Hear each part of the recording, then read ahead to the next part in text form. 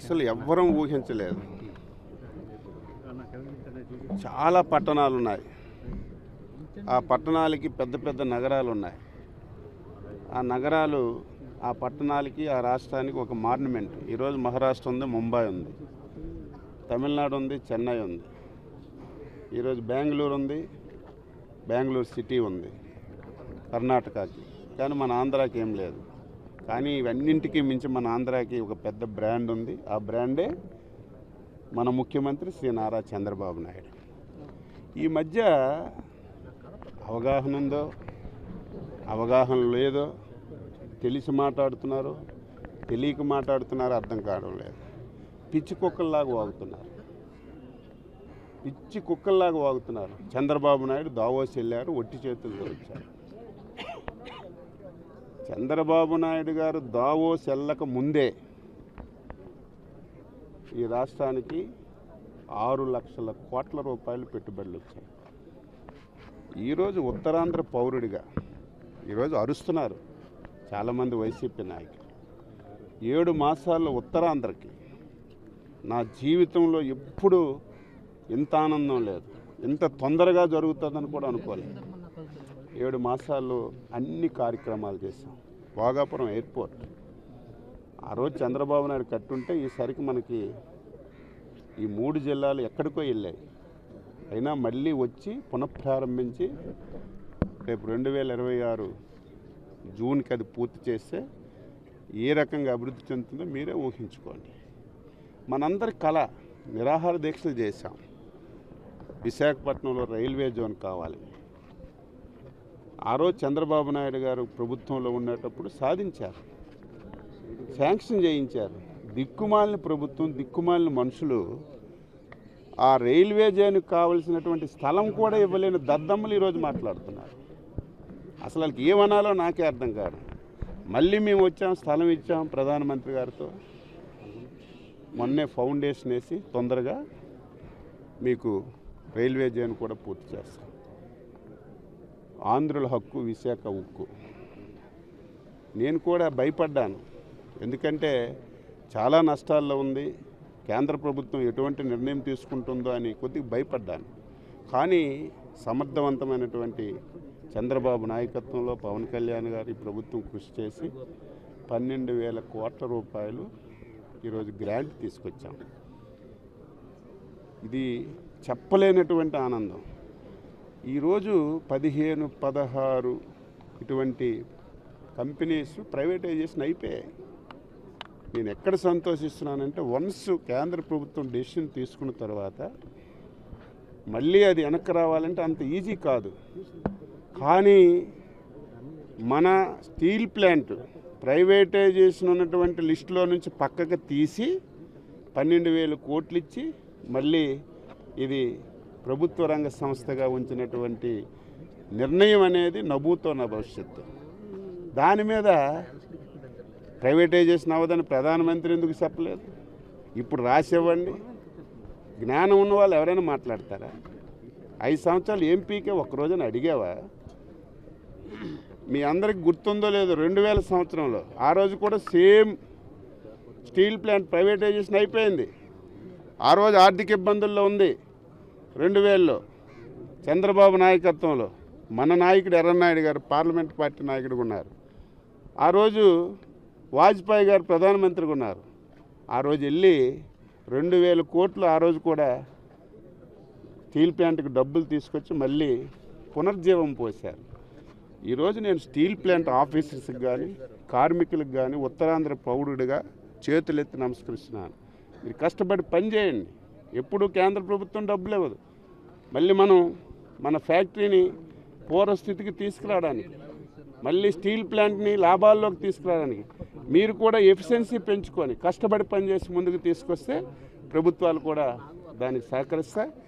ఈరోజు రాష్ట్ర ప్రభుత్వం కూడా మంచి నిర్ణయం తీసుకుంది. రేపు అమరావతిలో బ్రహ్మాండమైనటువంటి కట్టడాలు కడుతున్నాం. చాలా పెద్ద కన్స్ట్రక్షన్ మొదలవుతుంది. దానికి కూడా విశాఖ స్టీల్ ప్లాంట్ ఇనిమే వాడమని నిర్ణయం తీసుకున్నాం. కాబట్టి మేము కూడా మా వంతు ప్రయత్నాలన్నీ చేస్తున్నాం. కార్మికులు యాజమాన్యం సంఘటితంగా పనిచేసి దాన్ని కూడా నిలబెట్టుకోవాలని చెప్పి కోరుతున్నాను. ఉత్తరాంధ్ర ఉద్యోగాలు లేవు, ఉపాధి లేవు, బయటకు వెళ్ళిపోతున్నారు. ఈరోజు మనం విశాఖపట్నంలో టాటా సెంటర్ ఒకటి తీసుకొచ్చాం, 10,000 ఉద్యోగాలు. డేటా సెంటర్ తీసుకొచ్చాం, ఎవరు అనుకోలేదు. ఈరోజు ఎన్టీపీసీ, ఏపీ జెన్కో కలిసి మీ అందరూ తెలుసు 1,80,000 కోట్ల రూపాయలతో గ్రీన్ హైడ్రో ప్రాజెక్ట్ తీసుకొచ్చింది. అదేవిధంగా విశాఖపట్నం దగ్గర పాయికరాపేటలో మిట్టలవాలు 80,000 కోట్ల రూపాయలతో ఒక స్టీల్ ప్లాంట్ పెట్టడానికి నిర్ణయం చేశారు. మన మూలపేట పోర్ట్ అవుతుంది, పోర్టుకు అనుసంధానంగా ఇక్కడ ఒక ఆయిల్ రిఫైనరీ తీసుకురావాలని ప్రయత్నం చేస్తున్నాం. ఇంకా ఏవైనా సరే పరిశ్రమలు తీసుకురావడానికి ఇవన్నీ ఈ 7 మాసాల్లో జరిగాయి. ఇవన్నీ వచ్చి ఆనందించవలసింది పోయి పిచ్చివాళ్ళగా అరుస్తున్నారు. ఏది ఏమైనా సరే చంద్రబాబు నాయకత్వంలో మళ్ళీ ఆంధ్రప్రదేశ్ పునరుజ్జీవనానికి వస్తుంది. మీరు చూశారు, కలెక్టర్ గారు ఉన్నారు, బాగా చదివి ఉంటారు. మొన్నే నీతి ఆయోగ్ రిపోర్ట్ ఇచ్చింది. చాలా బాధపడ్డాను, ఆవేదన పడ్డాను. అసలు ఏ ప్రభుత్వమైనా ఒక 10 రూపాయలు అప్పు తెస్తే అందులో ఒక 5 రూపాయలు పెట్టుబడి పెట్టి ఆస్తులు క్రియేట్ చేయాలి. కానీ గత 5 సంవత్సరాలు 14 లక్షల కోట్ల అప్పు తెచ్చారు. అందులో పెట్టుబడి 3% కూడా పెట్టలేదు. అప్పులు ఇబ్బడముబ్బడుగా తెచ్చారు. అదేదో అచ్చెన్నాయుడు చెప్పింది కాదు, చంద్రబాబు నాయుడు చెప్పింది కాదు. నీతి ఆయోగ్ దేశంలో అత్యున్నత సంస్థ. ఈ రాష్ట్రంలో దేశంలో ఎన్ని రాష్ట్రాలు ఉన్నాయి, అదేదో జగన్మోహన్ రెడ్డి ముఖ్యమంత్రి అయిన తర్వాత చేయడం కాదు. 2014లో చంద్రబాబు నాయుడు ముఖ్యమంత్రి అయిన సంవత్సరం నుంచి చూశారు ఫైనాన్షియల్గా ఏ రాష్ట్రం ఏ విధంగా ఉందని. 2014 నుంచి 19 వరకు ఏ విధంగా ఉంది, 19 నుంచి 24 వరకు ఏ విధంగా ఉంది, ఈరోజు ఏ విధంగా ఉందని స్పష్టమైన రిపోర్ట్ ఇస్తే అది నిన్న ప్రజలకి వాస్తవాలు చెప్పాలని ముఖ్యమంత్రి గారు పాత్రికేయుల సమావేశం పెడితే నిన్నటి నుంచి మొదలెట్టారు సోషల్ మీడియాలో. అటు జగన్మోహన్ రెడ్డి, ఇటు వైసీపీ ప్రతి సోటా నాయకుడు మాట్లాడాడు. చంద్రబాబు నాయుడు గారు సూపర్ 6 ఎత్తియడానికి ఈ దారిలన్నీ ఎత్తుక్కున్నాడు. నీతి ఆయోగ్ దేశంలో అత్యున్నత సంస్థ. ఈ రాష్ట్రంలో దేశంలో ఎన్ని రాష్ట్రాలు ఉన్నాయి, అదేదో జగన్మోహన్ రెడ్డి ముఖ్యమంత్రి అయిన తర్వాత చేయడం కాదు. 2014లో చంద్రబాబు నాయుడు ముఖ్యమంత్రి అయిన సంవత్సరం నుంచి చూశారు ఫైనాన్షియల్గా ఏ రాష్ట్రం ఏ విధంగా ఉందని. 2014 నుంచి 19 వరకు ఏ విధంగా ఉంది, 19 నుంచి 24 వరకు ఏ విధంగా ఉంది, ఈరోజు ఏ విధంగా ఉందని స్పష్టమైన రిపోర్ట్ ఇస్తే అది నిన్న ప్రజలకి వాస్తవాలు చెప్పాలని ముఖ్యమంత్రి గారు పాత్రికేయుల సమావేశం పెడితే నిన్నటి నుంచి మొదలెట్టారు సోషల్ మీడియాలో. అటు జగన్మోహన్ రెడ్డి, ఇటు వైసీపీ ప్రతి సోటా నాయకుడు మాట్లాడాడు. చంద్రబాబు నాయుడు గారు సూపర్ 6 ఎత్తియడానికి ఈ దారిలన్నీ ఎత్తుక్కున్నాడు. బుద్ధి ఉందా, జ్ఞానం ఉందా? సూపర్ 6లో ఇచ్చిన ప్రతి హామీ నెరవేరుస్తున్నాం. ఇప్పటికే 3,000 పెన్షన్ 4,000 తెచ్చాం. మహిళలకి గ్యాస్ కనెక్షన్లు ఇచ్చాం, డిఎస్సి పెట్టాం, అన్నా క్యాంటీన్లు పెట్టాం. రేపు ఏప్రిల్లో ఏదైతే మత్స్యకారులకి 2 మాసాలు మత్స్యకారులు వేట నిషేధ సమయం భృతి ఇవ్వడానికి నిర్ణయం చేశాం. ఈరోజు రైతు భరోసా రేపు కేంద్ర ప్రభుత్వం ఎప్పుడైతే ఆ ఇన్స్టాల్మెంట్ రైతుల ఖాతాల్లో వేస్తుందో కేంద్ర ప్రభుత్వం ఇచ్చిన రోజే రాష్ట్ర ప్రభుత్వం వాటా కూడా కలిపి రైతు భరోసా ఇవ్వాలని నిర్ణయం చేశాం. ఎవరైతే పిల్లలు స్కూల్కి వెళ్తున్నారో తల్లికి ఇస్తున్నటువంటి తల్లికి వందనం, రేపు జూలైలో స్కూళ్ళు తెరుస్తారు. రేపు స్కూళ్ళు తెరిచిన నాటికి బ్యాగులు, పుస్తకాలు, చదువుకోవడానికి కావలసినటువంటి అన్ని వస్తువులు, దానితో పాటుగా మేము మాట ఇచ్చినటువంటి తల్లికి వందనం కూడా ఇచ్చి తలుపులు తీస్తాం స్కూళ్ళవి. ఇంత క్లారిటీగా చెప్తుంటే, ఇంత స్పష్టంగా చెప్తుంటే సిగ్గు లేకుండా ఎగ్గు లేకుండా ప్రతివాడు ట్విట్టర్ ఉంది కాబట్టి రాసి పెట్టడమే. బయటకు వచ్చి మాట్లాడలేరు, విలేకరులు అడుగుతారని ట్విట్టర్ ఉందని, లేకపోతే ఒక ప్రెస్ నోట్ రాసి సోషల్ మీడియాలో పెట్టేస్తున్నారు. ఇంతకంటే క్లారిటీ ఏం కావాలి? నిన్న నీతి ఆయోగ్ ఈ రాష్ట్ర ఆర్థిక వ్యవస్థని పూర్తిగా చిన్నాభిన్నం చేసి ఈ రాష్ట్రం కోలుకోలేనటువంటి దెబ్బతీసినటువంటి దుర్మార్గమైనటువంటి వ్యక్తి జగన్మోహన్ రెడ్డి వాస్తవాలన్నీ బయటికి చెప్పాలని చెప్తే నిన్నటి నుంచి సూపర్ 6 ఎగ్గొట్టేస్తున్నారు. సూపర్ 6 ఇవ్వకుండా చేయడానికే ఈ డ్రామాలన్నీ ఇష్టం వచ్చినట్టుగా మాట్లాడుతున్నారు. మళ్ళీ చెప్తున్నాను, ఏదైతే సూపర్ 6 హామీలు ఇచ్చామో ఇవన్నీ అమలు చేస్తాం. కొంత సమయం మేము చెప్పుకోరాం. మేము వచ్చినప్పటికి ఏముంది? చేతిలో చిల్లి అవ్వలేదు. మేము వచ్చినప్పటికి ఆంధ్రప్రదేశ్ ప్రభుత్వం వెంటిలేటర్ మీద ఉంది. వెంటిలేటర్ అంటే తెలుసు కదా, ఆ వెంటిలేటర్ పీకితే పేషెంట్ ప్రాణం పోతుంది. ఆ పరిస్థితిలో ఆంధ్రప్రదేశ్ రాష్ట్రం ఉంటే ఆంధ్రప్రదేశ్ ప్రజలు 22 స్థానాలు ఎంపీలు కూటమికి గెలిపించి ఒక మంచి నిర్ణయం తీసుకోవడం వల్ల కేంద్రంలో మన పరపతి పెరిగింది. ఈరోజు మోడీ గారు పోలవరానికి 12,500 కోట్లు ఇచ్చారు, అమరావతికి డబ్బులు ఇచ్చారు, నిన్న స్టీల్ ప్లాంట్కి డబ్బులు ఇచ్చారు.